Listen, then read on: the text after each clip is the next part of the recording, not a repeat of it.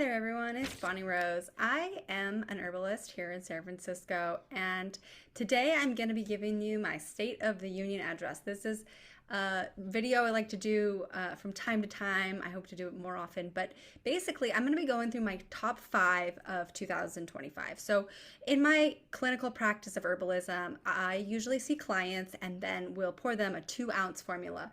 I have a 1-ounce formula here I can show you. This is like the smaller bottle that you'll see in apothecaries. So they're going to get a double bottle of this, or like a larger size. And when I'm formulating, I always keep track in my apothecary of how much I'm pouring, and I have to, maintain certain levels of certain plants because I want to have them accessible. And so what I've done for you today is I'm going to go over the top 5 herbs that I used all year. Now, when I used to work in the local apothecary, I would feel like I had my finger on the pulse of the city because I would know when the flu would hit or when certain symptoms were really a problem from year to year of like the common cold, whether it was like an upper respiratory or down in the lungs or different things. And it's really fascinating to see. And so this is a little similar, but it's more zoomed out. And so I'm going to go over my top 5 of, like I mentioned, my apothecary. So we'll start with 5, which is faux tea. This is a fantastic kidney tonic. It's a herb I've been using a lot for the folks in my practice who are experiencing high levels of stress and or going through the upgrade, also known as menopause. It's specifically indicated for graying hair or just general like long-term stress and when like chi is low, so like life force energy. And it is effective in certain types of tinnitus.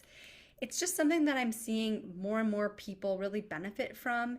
It's deeply nourishing and restorative, and so that's something that we really need these times. I poured 153 milliliters of faux tea. Up next is a tie at number 3 and 4.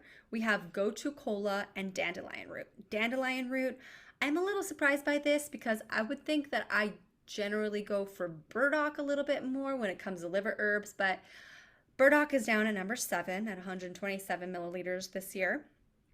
Dandelion root is a little colder, it's a little stronger. It can be helpful for anger, cooling down the liver in an energetic, emotional way.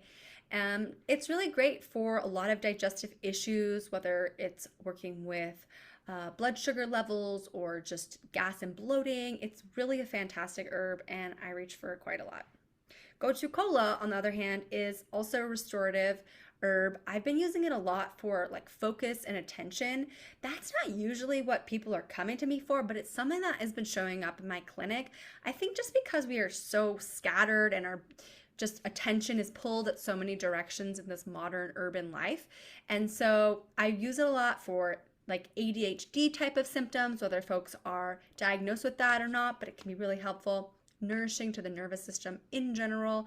So that could be just chronic stress or even tinnitus, again, a different kind of pitch there. And something that is really well indicated for, just kind of a lot of different people in different age groups and dealing with different things. But I've been, like I said, finding it really helpful for kind of nurturing and nourishing the nervous system. All right, number 2 is chamomile. No one's surprised here. This is always on the list whenever I go through the herbs at the end of the year. Chamomile is just, it's safe for so many people. It's really safe for everyone except unless you're allergic to chamomile, but it's so relaxing. And it's also a 2-for-1 because it's bitter. So I can be putting it into a formula for that bitter effect to support the digestion, reduce gas and bloating, just help like keep the pipes working, and to help people relax. And this is something that I see so often. I wrote a blog post last year about tips for insomnia, and one of the biggest tips I have is just to help yourself wind down at the end of the day, not 10 minutes before you want to fall asleep.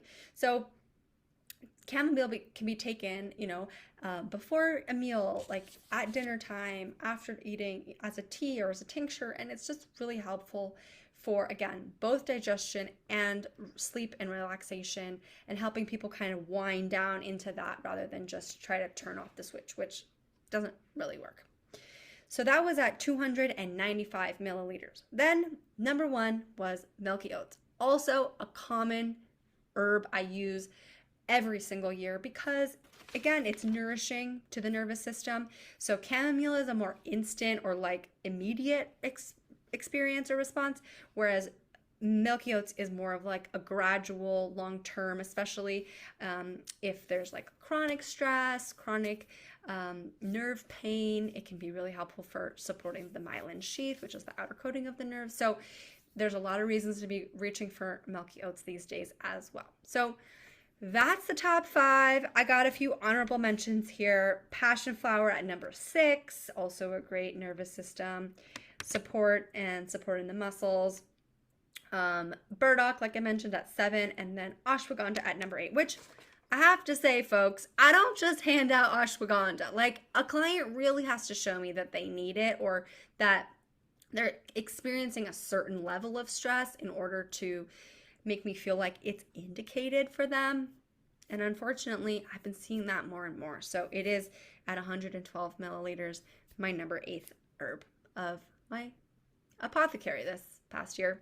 So thanks for tuning in. Tune back in another time. I'm hoping to make more videos this year as a way to get herbs out to folks and get folks thinking about plants as medicine. And if you're not already subscribed to Whale Mail, check that out. There's a link in the description. And I'll see you all around. Thanks for watching. Bye.